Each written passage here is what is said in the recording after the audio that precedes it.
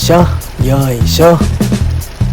ふう、夜も工事で大忙しだ。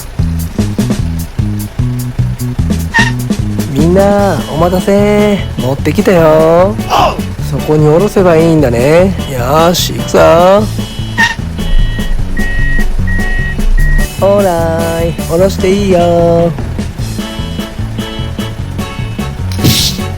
もうちょっと前だよダンプくん。狙いがずれちゃった。ごめんよミキ三社くん。さーて休憩時間だ。いつもの焚き火を見に行こうっと。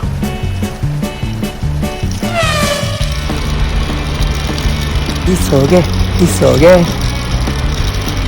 もう近くまで来てるはずだぞ。うわー、岩に乗り上げちゃったぞ。進めー。うわー、動かなくなっちゃった。どうしよう。大変だ。ジムニー君が動けなくなっちゃった。誰を呼んだらいいんだ。そうだ、まずは救急車くんだ。救急車くん。どいたどいた。いつでもどこでも駆けつけるよ。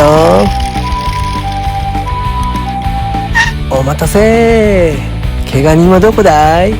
あれ、今回は病院に運ぶような怪我人はいないんだね。よかった。おーい救急車くん、待ってよー。ふう、ようやく追いついたぞ。こんなところに集まって一体何してるんだ。そうか、ジムニーくんが乗り上げて動けなくなってるんだ。よーし、こんな時はジャフくんだ。おーいジャフくん、こっちも作業中で今はそっちに行けないよ。さーて仕事だ仕事だ。今夜も張り切っていくぞ。お疲れ様。あれれ、みんな集まってどうしたの。そうか、ジムニー君が動けなくなってるんだ。よーし、僕が後ろから押してあげるよ。それ、やったー、脱出成功だ。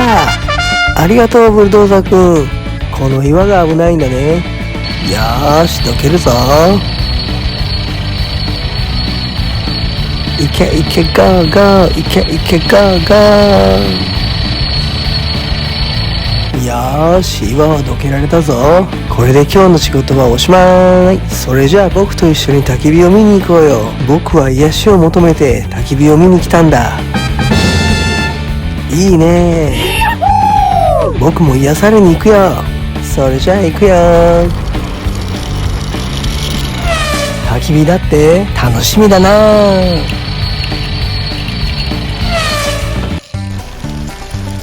さあそろそろ着くぞ。実は仕事の休憩時間にはいつも見に来てるんだ。わあ、今日も綺麗だね。焚き火を見てるとすごく落ち着くんだ。よーし、ここだここだ。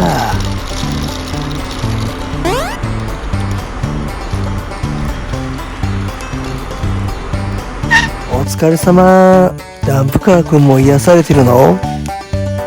これだこれ。この炎が僕を癒してくれるんだ。飛ばしすぎだよジムニーくん。お、なんか熱くなってきたぞ。ようやく追いついたよ。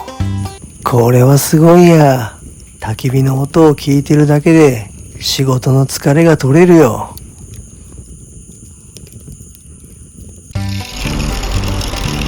さーて商売商売。